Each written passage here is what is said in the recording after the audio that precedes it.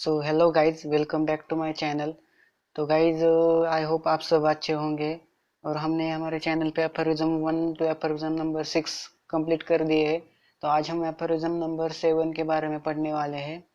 तो गाइज, अगर आपने मेरे चैनल को अभी तक सब्सक्राइब नहीं किया है तो प्लीज़ सब्सक्राइब कर दीजिए और उसके आगे वाले बेल आइकन पर प्रेस कर दीजिए ताकि मेरे हर एक वीडियो की नोटिफिकेशन आपको सबसे पहले मिल जाए। तो चलो वीडियो को स्टार्ट करते हैं।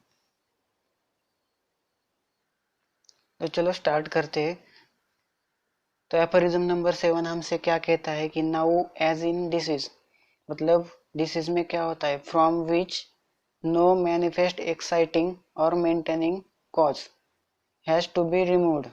मतलब क्या बोल रहा है कि डिसीज में ऐसा कौन सा कॉज होता है जो डिसीज को मेंटेन करता है उसे हमें रिमूव करना चाहिए। We can pursue nothing but the morbid symptoms is it must be symptoms alone by which the disease.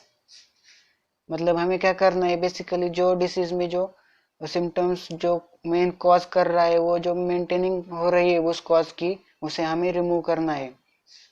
तो उसके लिए क्या करना पड़ता है, हमें पेशेंट के सारे सिम्टम्स ध्यान में रखने पड़ते हैं। ओके,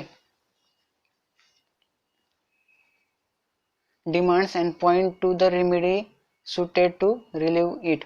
मतलब हमें सारे सिम्टम्स ध्यान में लेके क्या करना है, उस डिसीज के लिए रेमेडी प्रेफर करनी है उस पेशेंट को। And more over the totality of the it's symptoms. मतलब ये सारे क्या बनाती है, टोटलिटी ऑफ द सिम्टम्स बनाती है। Totality of the symptoms, totality of the symptoms of these outwardly reflected picture of the internal essence of the disease, that is of the affection of the vital force। Guys, ये main important point है इस aphorism में, वो हम बाद में देखने वाले हैं डिटेल में। ओके, लेट्स आगे बढ़ते हैं। मस्ट बी द प्रिंसिपल और the soul means where by the disease can make know what is remedy required. मतलब जो डिसीज के लिए हम जो हिस्ट्री टेकिंग करते हैं तो उससे हमें क्या पता चलता है कि गाइस, बेसिकली सेफरिज्म में कहना क्या चाहते हैं डॉक्टर हनीमन हमसे कि जो जब हम हिस्ट्री टेकिंग करते हैं तो सारे सिम्टम्स हमें पेशेंट के कंसिडर करने चाहिए। ओके, तो बेसिकली ऐसा कोई जो सिम्टम्स होता है, जो ऐसा सिम्टम होता है कि जो मोर रिलेवेंट होता है पेशेंट के लिए, मतलब उसकी वजह से पेशेंट को मोर सफरिंग हो रही होती है, वो पेशेंट हमें बताता है कि मुझे ये सिम्टम सबसे ज़्यादा मतलब इरिटेट करता है, तो हमें बेसिकली वही सिम्टम हमें मेन सिम्टम की तरह हमें उसे लेना होता है और उसके बेसिस पे हमें डिसीज कौन सा है वो हम समझ सकते हैं कि वो डिसीज कौन सा है और उसके बेसिस पे हमें मेडिसिन प्रेफर करनी है। यही इस एफोरिज्म में बताया गया है कि सारे सिम्टम्स की वैल्यू इक्वल नहीं होती, कुछ सिम्टम्स की वैल्यू ज़्यादा होती है और कुछ सिम्टम्स की वैल्यू कम होती है। तो हमें जो ज़्यादा वैल्यू वाले जो सिम्टम्स है उसे हमें कंसिडर करना है पहले। देन आगे बढ़ते क्या है, the only thing that can determine the choice of the most appropriate remedy and thus inward the totality of the symptoms must be principal, indeed the only thing the physician has to take a note in every case। तो हमें every case में क्या note करना चाहिए कि disease and to remove the by the means of his art. मतलब हर एक डिसीज में हमें क्या नोट करना चाहिए कि उस डिसीज का मेन सिम्टम क्या है और उसकी रेमेडी क्या है, वो हमें हर एक डिसीज में नोट करना चाहिए। और रिमूव कैसे करना है, bye the means of his art. मतलब हम बोलते हैं ना गाइस कि इस डॉक्टर के हाथ में जादू है, मतलब उसका वो आर्ट हो गया, या फिर हम बोल सकते हैं उसका एक्सपीरियंस हो गया। तो उसके आर्ट की वजह से वो डिसीज रिमूव हो गए। In order that the disease shall be cured and transform into health. तो ऐसे क्या होता है, इधर डिसीज क्योर में कन्वर्ट होता है और पेशेंट क्या होता है, हेल्दी होता है।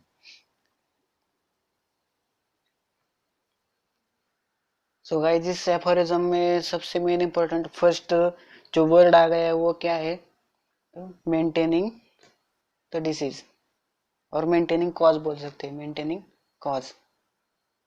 तो फर्स्ट वर्ड क्या आ गया है यहाँ पे, maintaining,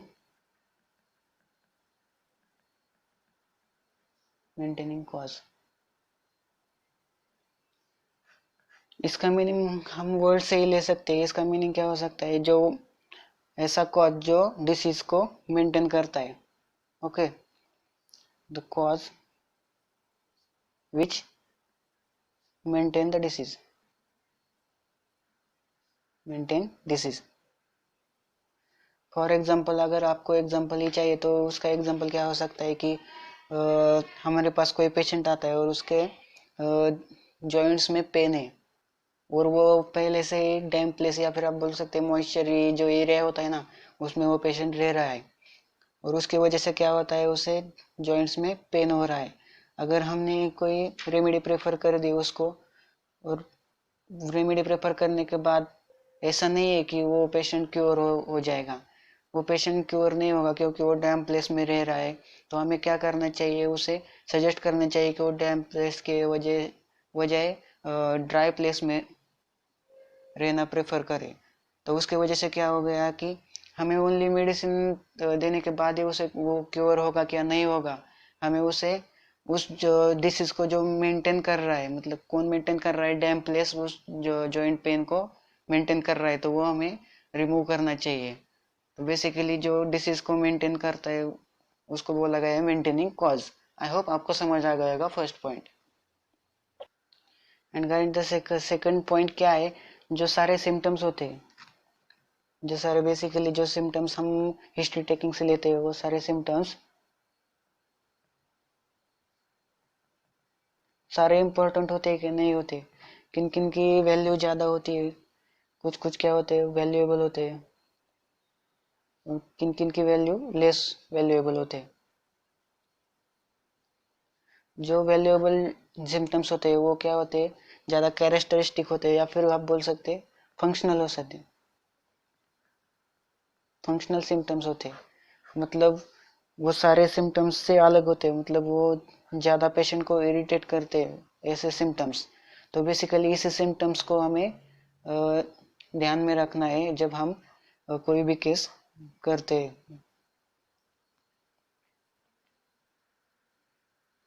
then guys the third point क्या है इस एफोरिज्म में, इसका थर्ड पॉइंट है कि टोटलिटी ऑफ द सिम्टम्स,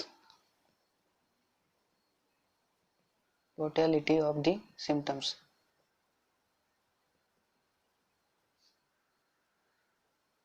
इसका मीनिंग क्या है the totality of the symptoms, हम बेसिकली इसे बोल सकते हैं कि जो कैरेक्टरिस्टिक्स या फिर जो फंक्शनल सिम्टम्स होते हैं पेशेंट के उसके कलेक्शन को हम क्या बोलेंगे, totality of the symptoms, the collection of the characteristic symptoms. जो सारे फंक्शनल या फिर कैरेक्टरिस्टिक जो सिम्टम है उसके कलेक्शन को हम क्या बोलेंगे, totality of the symptoms. Then we move towards the fourth and most important point of the aphorism. उसके लिए हमें एफोरिज्म फिर से देखना पड़ेगा। सो गाइस हमने टोटलिटी ऑफ द सिम्टम्स देख लिया है कि मतलब जो कैरेक्टरिस्टिक सिम्टम्स होते हैं उसके कलेक्शन को क्या बोलते हैं, totality of the symptoms. And the main point of this aphorism is क्या है, the outwardly reflected picture of the internal essence of the disease, that is of the affection of the vital force। फिर से देखते हैं, outwardly reflected picture of the internal essence of the disease, that is of the affection of the vital force। यहाँ पे क्या main चीज है, the internal essence of the disease. इसका मीनिंग क्या है, इंटरनल इसेंस का मीनिंग, तो इंटरनल इसेंस का मीनिंग हम यहाँ पे देख सकते हैं, the internal essence of the disease. Internal essence का हम बोल सकते हैं एक्सट्रैक्ट, मतलब हम इसे एग्जांपल के थ्रू समझते हैं। तो फॉर एग्जांपल हमें क्या बनाना है, हमें रोज इसेंस बनाना है। तो उसके लिए क्या करते हैं हम, सबसे पहले रोज इसेंस बनाने के लिए हम क्या करते हैं कि रोज के जो पेटल्स होते हैं, रोज पेटल्स हम लेते हैं, उसके बाद उसे क्या करते हैं, क्रश करते हैं, फिर उसे क्या करते हैं, बॉईल करते हैं वाटर में, और उसके बाद हमें वेरियस प्रोसेसेस के थ्रू हम क्या बनाते हैं, उसका इसेंस बनाते हैं। तो इसेंस बनाने के बाद जो रोज के जो पेटल्स रहते हैं उसे हम यूज करते हैं क्या, उसे यूज नहीं करते हैं, उसे हम रिमूव करते हैं। तो उसे हम क्यों रिमूव करते हैं कि उसमें कोई फ्रेग्रेंस नहीं होता, उसमें कोई टेस्ट नहीं होता, इसलिए हम क्या करते हैं, रोज पेटल्स को रिमूव कर देते हैं, क्योंकि हमें ऑलरेडी रोज इसेंस मिल गया है। तो इसी एग्जांपल के थ्रू हम समझेंगे कि internal essence of the disease basically है क्या। ओके, सो बेसिकली इसमें जैसे हमने रोज पेटल्स इसेंस मिलने के बाद जैसे हमें थ्रो आउट कर दिए, उसी तरह से जब हम हिस्ट्री टेकिंग करते हैं तो जो फंक्शनल सिम्टम्स होते हैं डिसीज के, उसी को हम ज़्यादा कंसिडर करेंगे, और जो नॉन फंक्शनल या फिर उसकी कोई कीमत ही नहीं है, लेस वैल्यूएबल होते हैं जो सिम्टम्स, उसे हम नज़रअंदाज कर देते हैं, उसे हमें कंसिडर ज़्यादा नहीं करना है। तो बेसिकली यही बोला गया है। तो इसेंस का मीनिंग क्या है, the functional characters of the disease. Okay, तो हमें क्या करना है, जैसे हमने रोज इसेंस में रोज पेटल्स को रिमूव कर दिया, वैसे ही हमें बेसिकली क्या करना है, जो अननेसेसरी जो सिम्टम्स है उसे कंसिडर ज्यादा नहीं करना है, यही यहाँ पे बोला गया है। सो बेसिकली गाइडेड एफोरिज्म में बताया गया है कि हमें हमारे पास जब कोई भी पेशेंट आता है तो उसकी केस हम कैसे मतलब प्रेफर करेंगे, कि हमें सबसे पहले क्या देखना है, द मेंटेनिंग कॉज, उसका मेंटेनिंग कॉज क्या है, मतलब जो डिसीज को मेंटेन कर रहा है। उसके बाद सिम्टम्स में जो ज़्यादा फंक्शनल या फिर कैरेक्टरिस्टिक्स और वैल्यूएबल जो सिम्टम्स है उसे हमें कंसिडर करना है। उसके वजह से क्या होता है, the collection of the characteristic symptoms की वजह से क्या होता है, हमें टोटलिटी ऑफ द सिम्टम्स समझ आती है, और हमें उसका मेन डिसीज कौन सा है वो समझ आता है। और उसके बाद क्या करना है, हमें the internal essence of the disease देखना है, मतलब जो मेन नेसेसरी सिम्टम्स है उसी को हमें कंसिडर करना है, और उसी के बेसिस पे हमें क्या करना है, पेशेंट को क्योर करना है। ओके गाइज, आई होप आपको ये एफोरिज्म समझ आ गया होगा, कि बेसिकली इस एफोरिज्म में यही बताया गया है कि हमें क्या करना है, कि हमें सारे सिम्टम्स को कंसिडर नहीं करना है, हमें सिर्फ जो वैल्यूएबल सिम्टम्स है उसी को कंसिडर करना है। तो आई होप आपको समझ आ गया होगा। अगर आपको ये वीडियो अच्छा लगता है तो प्लीज़ लाइक कर दीजिए, और इसे ज़्यादा से ज़्यादा शेयर कर दीजिए। आज के लिए गाइज इतना ही, आगे मिलते हैं नेक्स्ट एफोरिज्म में, तब तक के लिए गुड बाय।